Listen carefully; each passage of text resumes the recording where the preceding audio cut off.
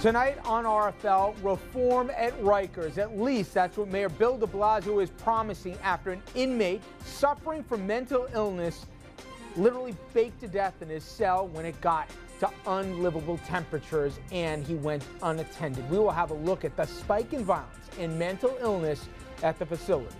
Then, some school scuffles in New York. De Blasio clashing with Cuomo over charter schools. Is there any end in sight? We'll also have a look at Yonkers, where the state Senate wants local schools to fall under mayoral control. We'll be joined by a guest who's not so crazy about that idea. And later, Hillary Clinton, the latest hint that she may run for the White House in our interview with the people who wrote the book on Hillary, at least the latest one.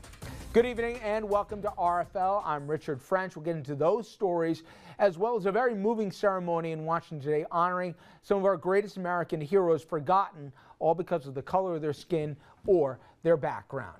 It is a busy Friday evening, March 21st, so let's get to it. And we begin with a grim look at Rikers Island, where the death of an inmate who baked to death in his cell is once again shedding a troubling light on the spike of violence and what is a mental illness population that now, instead of going to facilities, goes behind bars. Let's take a look at some of these numbers. Correction Department told the New York Times that mental illness at Rikers has risen 50% over just the last 8 years. 40% of inmates, they are diagnosed as mentally ill, and that number stood at about 20% less than a decade ago. Violence also out of control. At least 12 inmates have been cut or stabbed in the face or neck since New Year's Eve. And correction officers, they're also being attacked. Use of force by those COs has surged nearly 240% over the last decade, even though the population of inmates has actually dropped. Officials say this is the worst surge in violence Rikers has seen since gang riots broke out in the 80s and early 90s. And for more, we are pleased to be joined by Dr. Bandy Lee, an assistant clinical professor in the Law and Psychiatry Division at Yale University in New Haven. Dr. Lee, a violence studies specialist, and she's worked in several maximum security prisons throughout the U.S. She also served as a staff psychiatrist at Rikers Island from 2007 to 2008. She's also helped set up violence prevention programs both in the States and abroad. Doctor, thank you very much for a few minutes. Thank you, Richard. You know, Doctor, before the Times reports here, I assumed, and I think most of the general population did, that with a historic drop in violent crime and a shrinking prison population, life would be a lot safer in jail. But in fact, turns out it's the opposite. It seems counterintuitive. You were there. You saw Rikers firsthand. Why is that? This situation did not happen overnight. It's been long in coming. Ever since we started deinstitutionalizing mental hospitals and not providing mental health care out in the communities, the only place where mentally ill individuals could go has been jails and prisons. And after the last wave of deinstitutionalization, which happened around the mid-90s, they have been languishing in correctional settings without much voice or attention for a long time.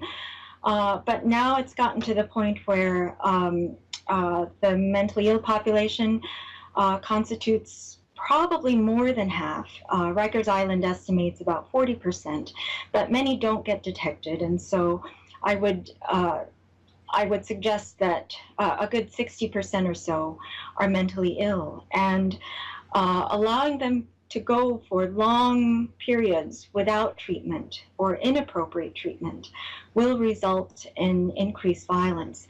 Now, the mentally ill are not ordinarily more violent than the general population, but if they are mistreated, if their psychopathology is worsened, and instead of proper treatment, they are actually given the wrong kind of treatment, in fact, the kind of setting that would worsen their illness to the maximum extent possible, then you will see a rise in violence, and that's what we're seeing at this point. Is the bigger problem, Doctor, that we got more people who ought to be in mental health facilities or instead in jails or prisons, or is it the zero tolerance policy, which sounds good on paper, but makes bad situations even that more worse? So definitely the problem is providing inappropriate damaging treatment to individuals with mental illness. Certainly, correctional institutions are not equipped to handle them. Correctional officers have not been trained to deal with mentally ill individuals. And so what happens is that they end up disproportionately being isolated, placed in punitive segregation, in other words, punished rather than treated. And access to treatment becomes severely difficult. And of course, the problem will worsen over time rather than get better. We've heard from guards, doctors, saying that they're both overwhelmed and they're under siege, but incident reports show we have rampant abuse and even wanton neglect. What is the reality behind those prison doors? Well, the reality is both. The prisons are very different than hospitals. They are run by a different philosophy. They have an entirely different culture onto themselves. In fact, probably one of the few remaining remnants of truly barbaric, where might makes right kind of rule is still occurring in jails and prisons. And to place people who are vulnerable, who have not had a voice to start with, and which is why they are not getting treatment out in society as they need to be, because no one stands up for them. That situation is far worsened in jails and prisons. And of course they will not be able to follow rules as directed. They will most of the time not be in control of their own behavior. And so guards and correction officers are often at a loss as to how to deal with them. Some might deal with them harshly. Others may just not know what to do other than to put them away in isolation for days, weeks, months, years, and even decades at a time in this country.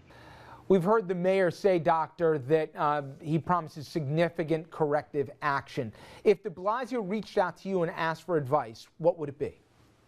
I think it is admirable that Mayor de Blasio is suggesting significant corrective action.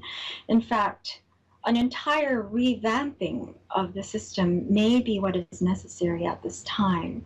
So his initiative is admirable. I think he needs the support of the city, the state, and the country to be able to effect these changes. It's a great challenge, but I think it's also a great opportunity in that we could provide a model for the rest of the country. Rikers Island is the second largest mental institution in this country after Los Angeles County Jail. So there's a lot we can do.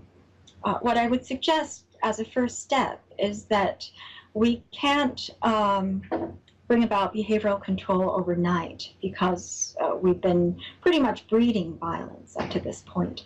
So the new institutions will have to be more like prison mental hospitals that are maximum security level, but inside the institution, the level of care would rise to the level of any mental hospital.